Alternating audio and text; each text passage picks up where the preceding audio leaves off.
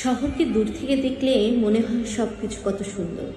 রঙিন আকাশ, সারি সারি ভবন, জানালায় জলে ওঠা আলো আর অস্তগামী সূর্যের শেষ ছোঁয়া। কিন্তু এই প্রতিটি জানালার আড়ালে লুকিয়ে থাকে অসংখ্য অজানা গল্প। কোথাও কেউ নতুন স্বপ্নের হিসাব কষছে, কোথাও কেউ হারিয়ে যাওয়া প্রিয় মানুষের স্মৃতি বুকে নিয়ে নীরবে বসে আছে।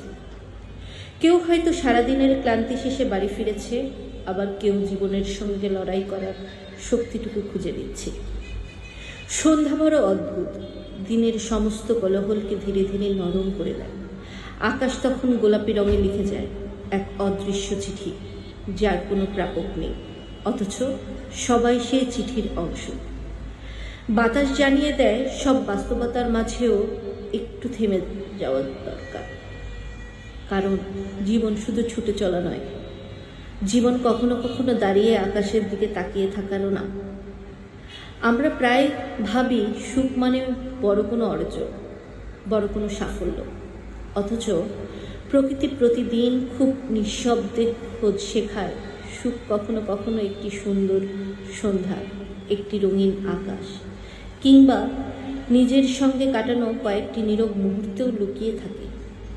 এই শহর যতই কংক্রিটে ভরে উঠুক, আকাশ তার রং বদলানোর বন্ধ করে না, যেন সে প্রতিদিন বলতে চায় মানুষের মন ক্লান্ত হতে পারে, কিন্তু আশার রং কখনো ফুরিয়ে যায় না।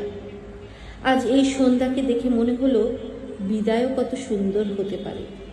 সূর্য ডুবে যায়, কিন্তু তার রেখে যাওয়া আলো অনেকক্ষণ আকাশে ভেসে থাকে।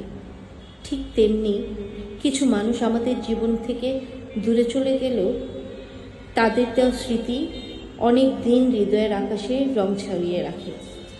হয়তো এটাই জীবনের সবচেয়ে বড় শিক্ষা।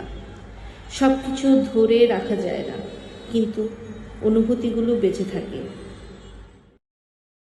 প্রতিটি সন্ধ্যাকে আমি নতুন শুরুর প্রতিশ্রুতি মনে করি, কারণ অন্ধকার যতই ঘনিয়ে আসুক, আমি জানি আরেকটি ভোর অপেক্ষা করছে, আর সেই ভোরের আশাতেই মানুষ বেঁচে থাকে।